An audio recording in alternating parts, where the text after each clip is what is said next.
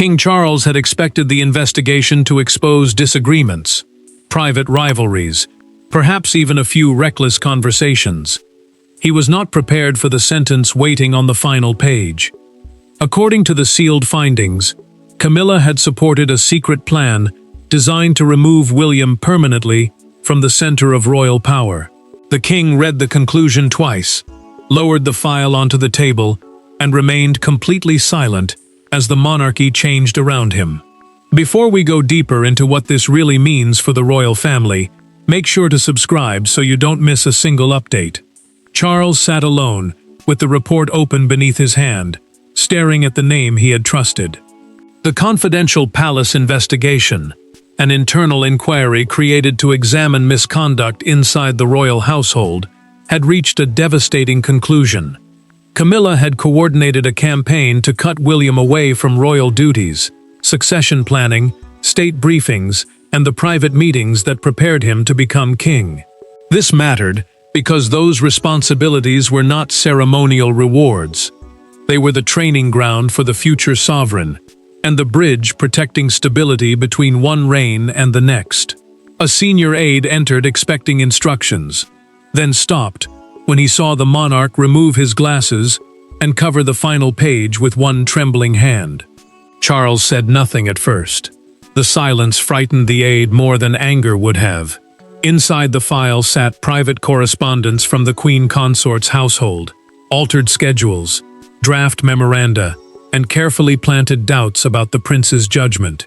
Each item looked minor alone. Together, they formed a deliberate structure designed to make the future king appear distant, unreliable, and unprepared. The most dangerous document carried a cold phrase, "Period of constitutional limitation." It meant an indefinite restriction on William's official influence without formally removing him from the line of succession. The language offered camouflage. The public could be told he needed rest, space, or temporary relief, while his authority was quietly transferred to figures loyal to Camilla. Charles understood the cruelty immediately. His wife had not merely challenged his son's position. She had threatened the transition he had spent years building and risked turning a family fracture into a national crisis. Shock hardened into control. The king closed the folder, called the aide back, and issued one precise command. No one was to warn Camilla that the findings had reached him. She would continue her day believing the secret remained protected, while Charles studied every signature, message, and hidden instruction behind the plot. Yet before he could decide whether he faced ambition, betrayal, or something darker, he had to understand what each person believed they were about to lose. The crisis was not born from titles alone. It grew from fear, Charles's fear of losing control, Camilla's fear of becoming irrelevant, and William's fear that the institution he would inherit was being quietly altered before it reached him.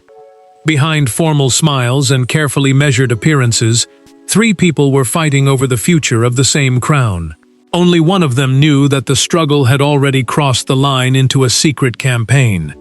Charles stood trapped between two loyalties that could no longer survive together. As a husband, he remembered the years of hostility Camilla had endured, and felt compelled to protect the woman who had remained beside him. As a father, he carried a deeper duty to William, the heir responsible for continuing the monarchy after his reign ended. That conflict mattered, because any failure to prepare the future king could weaken the transition of power and leave the institution exposed during its most vulnerable moment. William felt the pressure before he understood its source. He placed 3 altered schedules on a table before Catherine and pointed to the cancelled state briefings marked in red. State preparation meant the private meetings and official papers used to train an heir for future constitutional duties. His access had been shrinking for months, yet palace records made each absence appear to be his decision. "Someone is building a version of me that does not exist," he told her, his voice controlled but wounded. Catherine studied the pages and felt alarm settle beneath her calm expression. She warned the prince not to confront Charles without proof, because one angry accusation could be twisted into evidence that he lacked judgment. She understood the trap immediately. William needed to defend his position, but any emotional reaction could help those trying to portray him as unstable, impatient, or unprepared for the crown. Camilla carried a different fear. She believed the future king had never truly accepted her place beside Charles and suspected that his accession would end her influence, reduce her patronages, and dismantle the household she had built. A documented private assessment delivered to her office deepened that anxiety by suggesting William planned a major restructuring that would remove several advisors loyal to her. The queen consort sat alone after a tense family dinner when an aide quietly revealed that another longtime palace official had joined William's transition team. A transition team was the group preparing responsibilities, staff, and decisions for the next reign. She gripped the edge of her chair and asked whether Charles had approved it. The aide hesitated before saying yes. That answer changed something inside her. Camilla no longer saw William's preparation as duty. She saw it as a countdown to her disappearance. Yet fear alone had not created the plot. One approaching ceremony would turn that fear into action, and a single change in protocol would convince her that the future had already chosen its side. Months before the investigation, the royal family gathered for what appeared to be a routine constitutional ceremony. The program had been approved, the seating arranged, and every movement calculated. Then one unexpected instruction changed the balance of the room. William was asked to stand beside Charles during the final state briefing, while Camilla was directed to remain behind.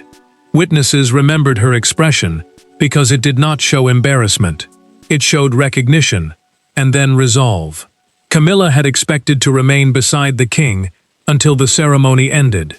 Instead, an official approached William, spoke quietly, and guided him toward Charles as the final doors prepared to close.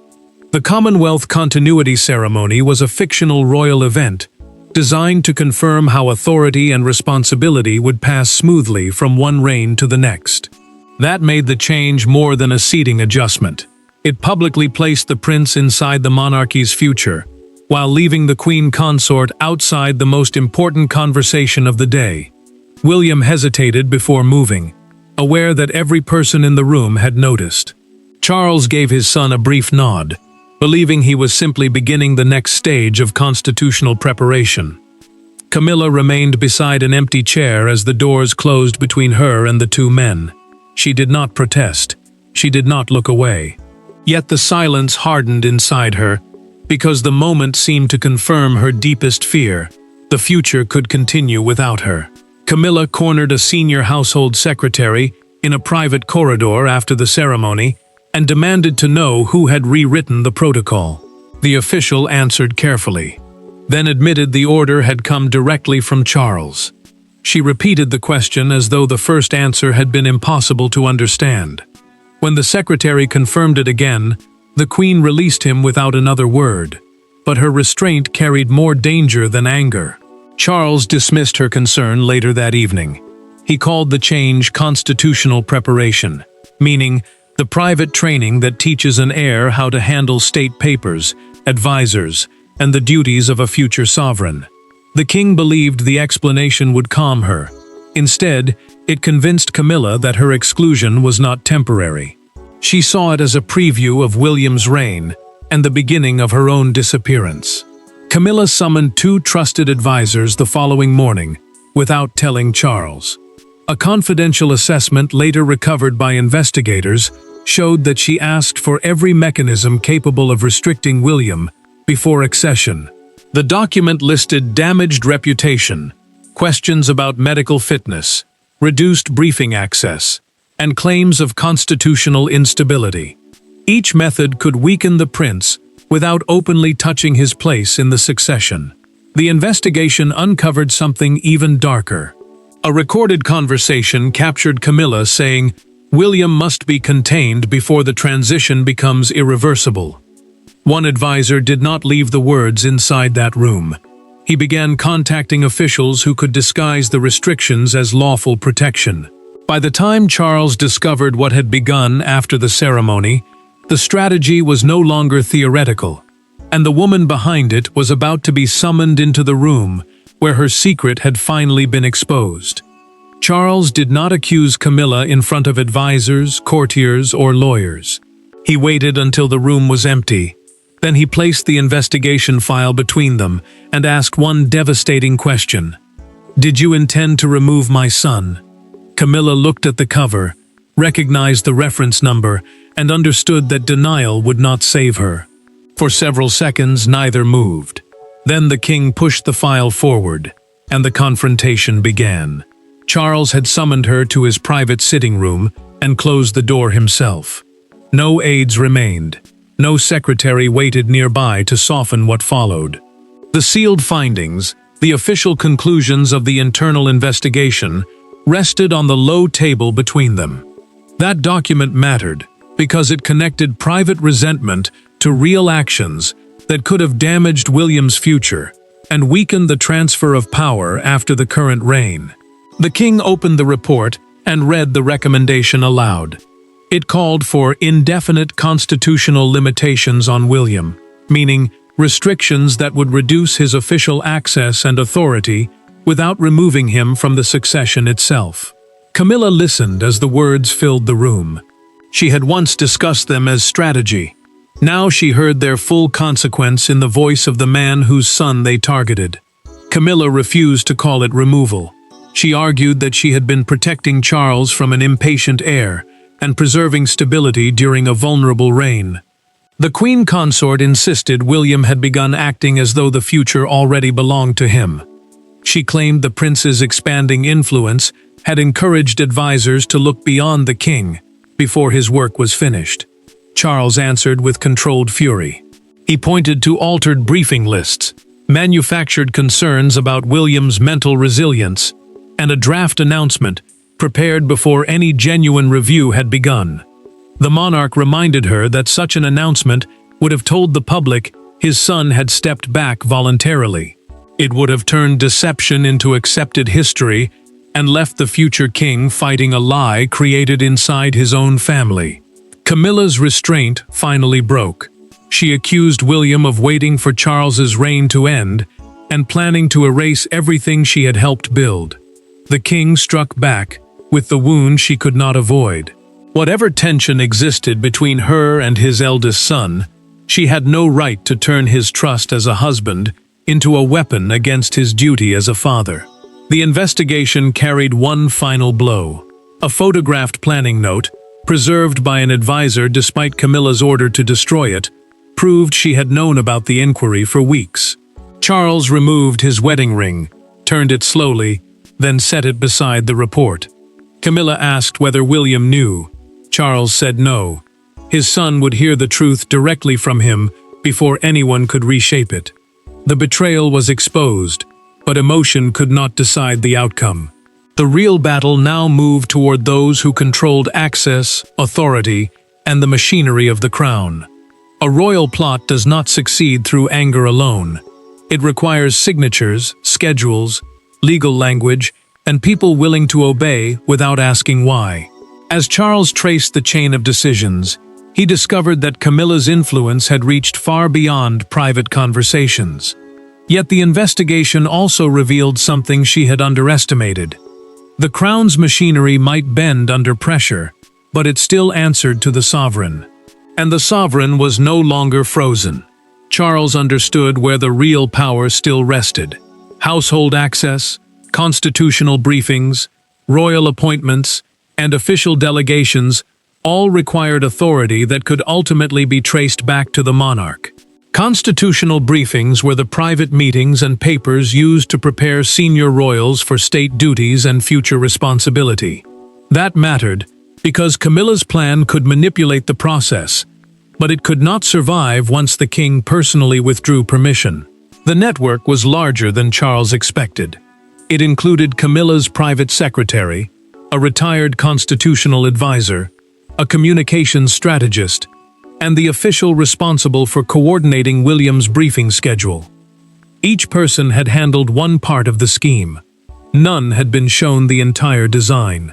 The Queen Consort's circle had divided the work so carefully that every instruction appeared limited, reasonable, and temporary. Sir Michael Harcourt became the human face of that deception. The senior secretary had approved several changes, believing they were short-term protective measures requested by Camilla during a period of family strain. In a private recorded interview with investigators, Harcourt's voice changed when they placed the prepared limitation order before him. He read the final paragraph twice and realized his administrative decisions had been used to support a permanent attack on the prince's authority. Harcourt admitted that he had never been told William's access would not be restored. The secretary had been shown concerns about pressure, health, and internal tension, but not the draft plan that would push the future king out indefinitely.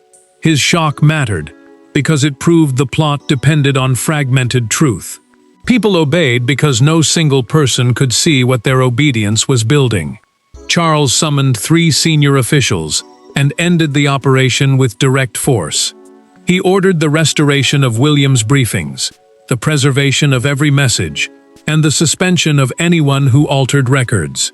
The king then signed the restoration order with the same pen Camilla's advisors had expected him to use against his son. One final document changed the scale of the betrayal. Investigators uncovered a draft speech written for Charles that announced William's withdrawal as though the prince had requested it himself. Worse, the speech had already reached a small communications group. The plot had stood dangerously close to public execution. Once the machinery was stopped, the consequences could no longer remain contained, and the first person forced to confront the new reality would be William himself. William entered the meeting believing his father wanted to discuss cancelled briefings. He left knowing that members of the royal household had prepared to erase him from public duty and present the decision as his own. Charles did not soften the language. He handed his son the draft withdrawal speech and watched him read the words he was supposedly meant to say. William reached the final paragraph, placed the pages down, and asked only one question. "Did she expect you to sign this?" Charles answered without looking away. The investigation had confirmed a coordinated effort to isolate the prince and remove him permanently from active constitutional life. Constitutional life meant the state briefings, official duties, and preparation required of the heir before becoming sovereign. That mattered because losing those responsibilities would not merely damage William's reputation. It would leave him unprepared for the crown and allow others to shape the monarchy before he inherited it. William read the speech again and recognized phrases taken from private family conversations. Concerns about pressure, exhaustion, and Catherine's health had been twisted into proof that he lacked stability. The future king felt humiliation before anger. Words shared in confidence had been repurposed to make him appear weak, unreliable, and willing to abandon duty. He understood that the plot had attacked more than his position. It had entered his home. Charles admitted his own failure. He told his son that his reluctance to challenge Camilla's household had allowed the operation to grow. The king had mistaken silence for peace and delay for control. Now 4 officials were suspended. William's briefing access had been restored. Internal messages had been seized, and the Queen Consort's private office had lost all authority over succession matters. William carried the draft speech to Adelaide Cottage and placed it before Catherine. She read the lines concerning their family, while he struggled to repeat how those private worries had been used. Halfway through the explanation, the prince stopped. The betrayal had become too personal to describe, without giving it greater power. Catherine placed her hand over the pages and steadied him. She warned that a public attack would feed the very story created against him. The Princess of Wales told her husband that calm duty would expose the lie more clearly than rage. Her restraint mattered, because the monarchy was already wounded, and revenge could make William appear exactly as the plot had described him. Camilla had meanwhile been moved into separate private apartments, while Charles considered whether she could continue performing senior royal duties. Yet William refused to demand her public removal. The decision stunned his father. He had every reason to strike back, but his restraint forced the king to confront a harder question: whether the monarchy could survive through punishment alone, or whether truth demanded something more personal. Late that night, Charles asked William to meet him again. This time there were no files, no secretaries, and no constitutional language waiting on the table. The king removed the red boxes from the room, and spoke not as sovereign to heir, but as father to son. He admitted that fear had governed too many of his decisions. William listened without interruption. Then, for the first time since the investigation began, both men confronted the wound beneath the conspiracy. Charles sat opposite his eldest son after midnight and deliberately left every official document outside. Red boxes were the locked cases used to carry sensitive government papers to the monarch, but none would stand between them now. The absence mattered, because this conversation could not be controlled by procedure. It concerned a father who had failed to protect his son, and an heir who had learned how deeply silence could wound. The king confessed that he had spent years trying to preserve peace between Camilla and William. Whenever tension surfaced, he delayed, softened, or changed the subject. He believed time would calm the hostility.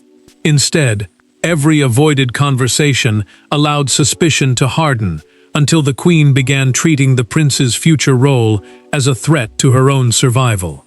William admitted he had sensed the resistance long before the investigation. He had noticed invitations withheld, meetings rearranged, and decisions reaching him only after Camilla's circle had shaped them. Yet the future king never imagined she would help construct a legal route for his removal. "I expected hostility," he said quietly. "I did not expect erasure." Charles lowered his eyes and apologized. His loyalty to his marriage had blurred his responsibility to the succession, the lawful order determining who inherits the crown. The monarch acknowledged that his silence had not protected the family. It had left William exposed while others turned private fear into institutional action. William refused to answer betrayal with revenge. The prince insisted that the false records must be corrected, the conspirators removed, and every hidden mechanism destroyed. But he would not allow humiliation to govern the monarchy's response. Personal vengeance might satisfy anger for one moment, yet it could deepen the fracture and make the crown appear driven by family warfare. Charles finally spoke the promise his son needed to hear: "You will not be removed, hidden, or diminished while I still hold the crown." William's control broke for the first time, not through rage, but relief. The king signed a declaration restoring his son's complete status and future responsibilities, then placed it directly into his hands. Together, they agreed that Camilla would face consequences, and every participant would lose the power misused against him. Father and son left the room side by side to inform the family. Their reconciliation had restored the monarchy's center, but by sunrise the secret had escaped the palace, and the public would witness a betrayal never meant to be seen. At 6 the next morning, the silence ended. A national newspaper appeared with a black front page, a single photograph of Charles and William, and 5 words printed across the center: "The plot against the heir." Within hours, broadcasters abandoned their scheduled programs, crowds gathered outside Buckingham Palace, and the royal family faced a spectacle it had desperately tried to prevent. The conspiracy was no longer private. Britain was watching the monarchy judge itself. Commuters opened the fictional London Chronicle and stared at the image of father and son walking side by side beneath the headline. The word heir meant the person legally next in line to inherit the crown, which made the accusation far greater than a family dispute. It suggested that people inside the palace had tried to weaken the lawful future of the monarchy itself. That mattered because public confidence depended on the belief that succession could not be secretly rewritten through private influence. A leading morning broadcaster called the crisis the most serious internal challenge to the succession in a generation. The presenter framed it as both emotional betrayal and constitutional danger. Outside Buckingham Palace, A crowd formed behind the barriers, and one supporter lifted a handwritten sign declaring, "The future cannot be secretly cancelled." The message spread across broadcasts because it reduced the scandal to one brutal truth. Charles watched the coverage alone. His face tightened when commentators questioned whether years of protecting Camilla had allowed her household to become dangerously powerful. The king understood that the criticism reached beyond his wife. It challenged his own judgment, his authority, and his failure to stop the plot before it approached public execution. William answered the crisis through action. He attended a scheduled charity engagement rather than withdrawing, speaking calmly and refusing to mention the scandal. The prince's composure became the defining public image of the day. Every steady word weakened the claim that he lacked resilience, while every completed duty proved that those who tried to remove him had misjudged his strength. Camilla remained inside her separate residence as official engagements disappeared from her calendar one by one. Staff members avoided her eyes while the queen consort listened to broadcasters describe the collapse of her influence. She had tried to protect her future, yet the very plot designed to preserve her power was now stripping it away. The palace finally released a formal statement confirming that unauthorized efforts had interfered with William's duties, that those efforts had failed, and that his constitutional standing remained unchanged. Senior officials resigned. Camilla's household entered direct review. Charles announced that she would no longer participate in succession planning or confidential state preparation. Britain had seen the evidence. William had survived the attempt, and the conspirators had fallen. But only Charles could deliver the judgment that would determine what the betrayal ultimately meant. Charles delivered his verdict not through whispers, anonymous briefings, or carefully planted rumors, but through a signed royal declaration. Camilla would retain her marriage to the king, but she would lose every formal role connected to succession planning, constitutional preparation, household appointments, and William's future authority. The plot had failed. The heir remained in place. Yet the judgment was not presented as victory. It was presented as the cost of allowing private fear to challenge public duty. Charles made the decision permanent. He removed Camilla from every committee, confidential briefing, appointment, and discussion concerning William, the succession, and the future structure of the monarchy. A royal declaration was a formal written order carrying the sovereign's authority, and this one ended her influence where it mattered most. The officials who knowingly advanced the strategy were dismissed, while those misled into administrative involvement received formal reprimands and were ordered to cooperate with reforms. The outcome mattered because the crown could not survive if private loyalties were allowed to quietly rewrite public duty. William regained complete access to state papers, long-term planning, constitutional preparation, and every transition mechanism previously restricted. The prince did not celebrate. He understood that his restoration had come through the collapse of trust inside his own family. That pain made his restraint more powerful, because he chose stability over revenge when anger would have been easier. Charles carried the signed declaration to Camilla himself. He told her their marriage would continue privately, but her authority within the institution had ended. The queen consort read the final paragraph slowly, placed the document on the table, and admitted that her attempt to secure her position had destroyed the influence she had tried to protect. She had fought the future so aggressively that she had removed herself from it. Charles felt no triumph when he left. He closed the door, paused in the corridor, and grieved a trust that could never be rebuilt, even though the monarchy had been protected. The king had saved his son's future, but the cost remained deeply personal. William refused to issue a public condemnation. Instead, he appeared beside his father at a constitutional engagement, showing that the line between present sovereign and future king had been repaired. Catherine watched them enter together and understood the final lesson. Family loyalty could never stand above the duty carried by the crown. Camilla's plot failed, because it treated the monarchy as a fight for personal survival. William's restraint proved that legitimate authority did not need secret manipulation to defend itself. Charles's frozen silence had become decisive action. He protected his son, corrected his failure, and drew one permanent boundary. No private relationship would ever again endanger the lawful future of the crown. The investigation began by exposing a plan to remove William forever.